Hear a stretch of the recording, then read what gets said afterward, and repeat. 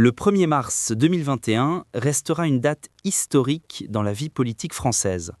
Ce jour-là, Nicolas Sarkozy, président de la République française de 2007 à 2012, est condamné à 3 ans de prison, dont 1 an ferme pour corruption et trafic d'influence dans l'affaire dite des écoutes téléphoniques. Une décision inédite. Jamais sous la Ve République, un ancien chef de l'État n'avait été condamné à une peine de prison ferme pour des faits de corruption.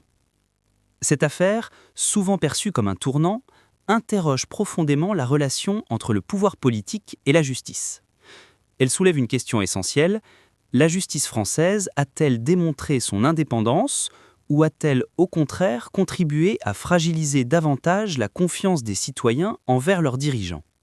Pour comprendre la portée de cette condamnation, il faut revenir sur le parcours de Nicolas Sarkozy, ses années de pouvoir, ses affrontements avec la justice et les répercussions politiques de cette décision. Nicolas Sarkozy, c'est d'abord l'image d'une ascension fulgurante. Né en 1955 à Paris, il gravit rapidement les échelons de la politique française. Maire de Neuilly-sur-Seine, à seulement 28 ans, il s'impose comme une figure montante de la droite. Ministre de l'Intérieur, puis ministre de l'Économie, il marque par son style énergique, direct, souvent clivant. En 2007, il accède à la présidence de la République française. Son mandat sera marqué par des réformes importantes, une hyperprésidence omniprésente dans les médias, mais aussi par des divisions profondes au sein de la société. Après sa défaite de 2012 face à François Hollande, Sarkozy tente un retour en politique. Mais son nom sera désormais associé à une succession d'affaires judiciaires qui, peu à peu, viendront ternir son héritage politique. L'affaire des écoutes débute en 2013. Les juges enquêtent alors sur un autre dossier, le financement présumé par la Libye de la campagne présidentielle de 2007. Pour progresser dans leur enquête, ils décident de mettre sur écoute l'ancien président. Et c'est là que tout bascule.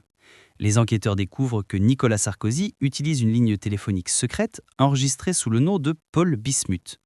À travers cette ligne, il échange avec son avocat, Thierry Herzog. Les écoutes révèlent des discussions laissant penser que Sarkozy aurait tenté d'obtenir auprès d'un haut magistrat, Gilbert Azibert, des informations confidentielles concernant une procédure le visant en échange d'un coup de pouce pour un poste prestigieux à Monaco. Ces révélations conduisent à l'ouverture d'un procès. L'accusation parle de corruption et de trafic d'influence. La défense, elle, dénonce une violation du secret professionnel et une instrumentalisation politique de la justice. Le procès s'ouvre en novembre 2020. Pendant plusieurs semaines, les débats sont intenses. Le parquet national financier décrit une pacte de corruption, mettant en lumière la gravité des faits reprochés. Les avocats de Nicolas Sarkozy, de leur côté, plaident la nullité de la procédure, insistant sur le caractère secret des conversations entre un avocat et son client. Mais la justice tranche. Le 1er mars 2021, le tribunal correctionnel de Paris condamne Nicolas Sarkozy à 3 ans de prison, dont 1 ferme, avec possibilité d'aménagement en détention à domicile sous surveillance électronique. Son avocat, Thierry Herzog, et le magistrat Gilbert Azibert sont également condamnés. Cette décision provoque un séisme. Pour beaucoup, elle marque un symbole fort, celui d'une justice qui n'hésite pas à sanctionner même les plus hauts responsables de l'État. Pour d'autres, elle illustre les dérives d'une justice trop politisée. Quel avenir pour Nicolas Sarkozy après cette condamnation? Certes, son influence reste réelle dans sa famille politique, les Républicains. Mais son image auprès du grand public est profondément écornée. Ses ambitions de retour définitif au premier plan semblent désormais compromises. Cette affaire a aussi des conséquences collectives. Elle fragilise la confiance des citoyens dans leurs institutions. Elle renforce l'idée d'un fossé grandissant entre la classe politique et la population. Enfin, elle envoie un signal. En France, nul n'est au-dessus des lois, pas même un ancien président. Reste à savoir si ce signal suffira à rétablir une confiance durable ou s'il accentuera au contraire la défiance généralisée. La condamnation de Nicolas Sarkozy restera dans l'histoire de la République française.